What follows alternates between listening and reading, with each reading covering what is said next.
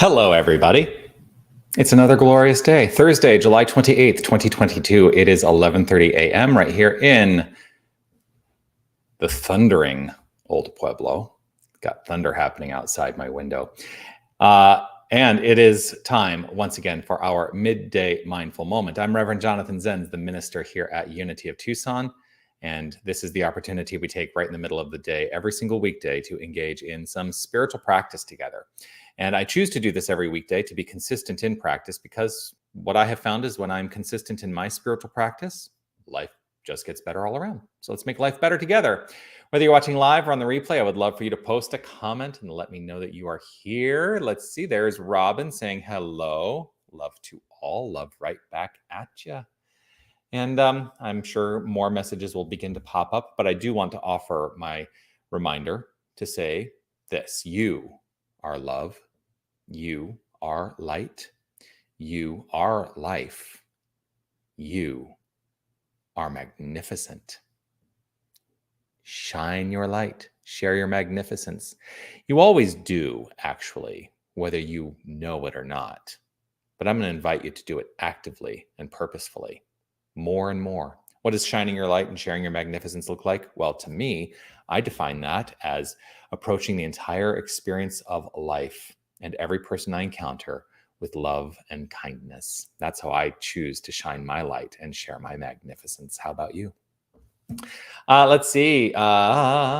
Jason says hello. Grateful to see you, Jason. Darwin and Jerry are here saying wet and wonderful Thursday. I imagine it must be raining then up where you are. We're not seeing any rain here where I am, but lots of rumblings out there.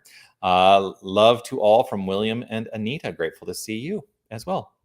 So today, I wanted to talk about something that sort of came up in class last night, and something to just consider, because we spend a lot of time in New Thought talking about what was, how we got to be where we are, and that can be very informative in terms of decisions we may want to make so that we don't repeat patterns that we don't want to experience. One of the things that came up in class last night was me reminding everyone that, we perceive paths. We perceive paths. Like we perceive, oh, I'm going to set a goal and then I've got a path forward, right? But the only path that exists, as I write in the description today, the only path that exists is the one that's behind you, as a singular path, because a path is only a path after it has been walked. So a path only exists in the past. Think about that. Because what lies ahead for each and every one of us is infinite potential that does not have to be tied to anything that was, if we don't want it to be. So what does that mean?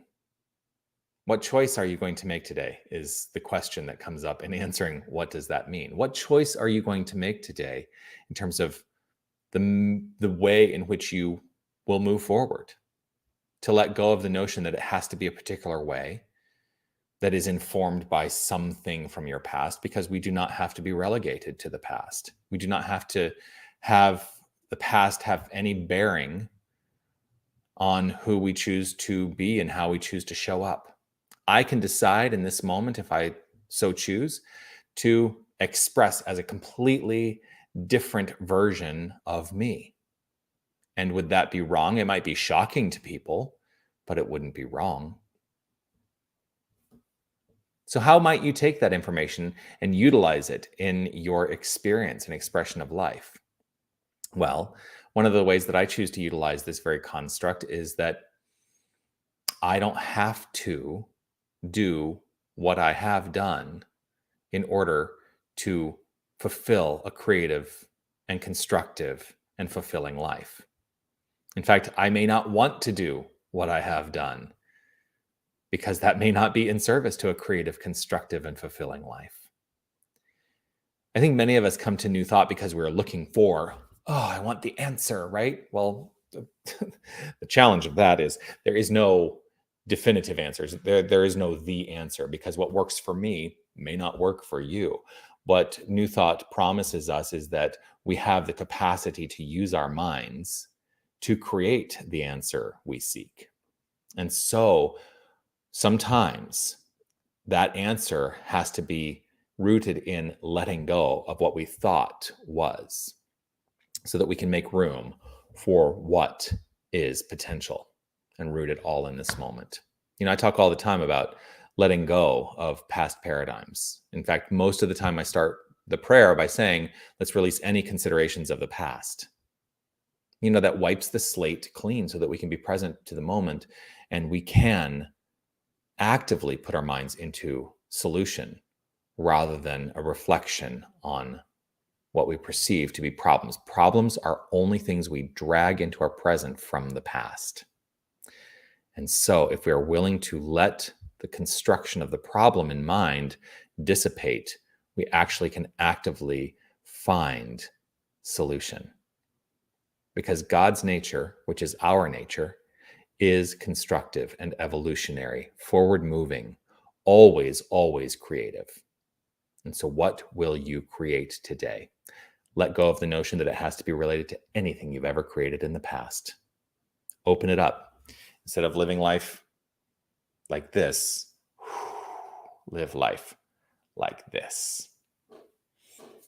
That's the message today. I love my life in spiritual practice. I do want to say good morning to Harry. Grateful to see you this morning, Harry. You are amazing and magnificent as well. Sherry says hi, and she made it down the mountain in time. Grateful for that as well. Well, let's take this opportunity to relax and allow ourselves to enjoy, as actually the word I love to use, let us luxuriate in this present moment experience by engaging in some affirmative prayer treatment collectively. So if it's safe and comfortable for you to close your eyes, if that works for you, feel free to do so. Find the way that allows you to turn that attention to the inner life, that inner life of belief and feeling and thought, all working together, constructing the quality of life. As I settle into this moment, as I relax, I breathe, and I begin by releasing any consideration of the past and allow myself to acknowledge full presence right here in this present moment. Opening up to an awareness of myself and each and every one of us as the presence in the present. That as I relax into this construct of mind, I am open to an infinite sea of potential and possibility, where there can be no limitation on what is to unfold when I release the limitations I carry from the past. I know that the infinite nature of creative principle is flowing forth as all that is.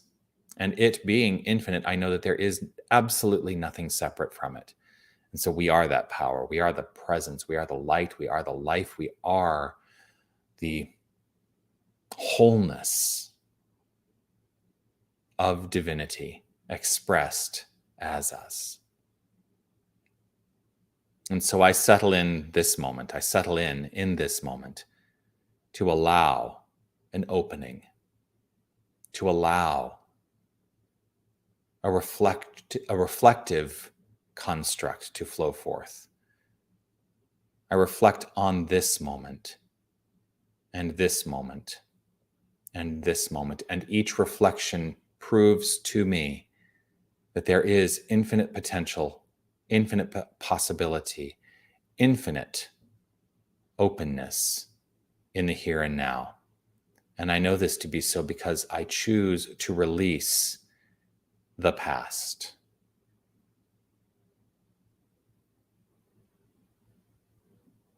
I choose to release the past. For it is not a necessity to let my present moment which flows forth into my future experience. It is not a necessity to let my present moment be limited to anything that has been. And so I relax and I open and I allow. With gratitude overflowing from within, I release this word. I release this construct. I release any grip of past considerations. And I release the energy to create in a forward-moving way, rooted in this moment, and in this moment, and in this moment.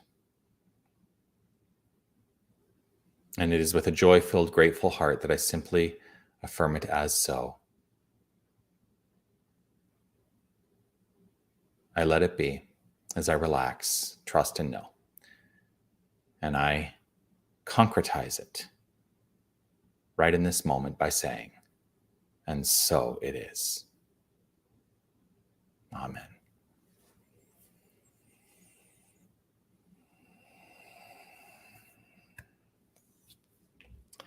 And so it is. Well, thank you for joining me here today on another glorious day of Mindful Moment, the opportunity we share together. Look forward to seeing you again tomorrow at 11:30 a.m. right here on Facebook or YouTube, wherever you're watching from. You can join me on Sunday mornings for celebration service at 10 a.m. That is preceded by a guided meditation at 9:30. I'm leading the meditation this week. Oh, and this Sunday, we're going to celebrate. It's Christmas in July this Sunday. We celebrate Christmas in July on the final Sunday of every, the final Sunday of July every year. That's what I'm trying to say. So join us for a Christmas celebration on Sunday, either in person or online. Same goes for our Sunday morning meditation. That's in person or online.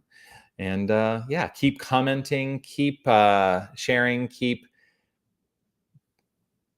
connected. That's really what it is. Keep connected, because technology affords us the opportunity to connect in ways consistently that, were not available to us 20 years ago. So there we are. All right. I will talk to you all soon and look forward to seeing you very soon. Peace and blessings. Be well.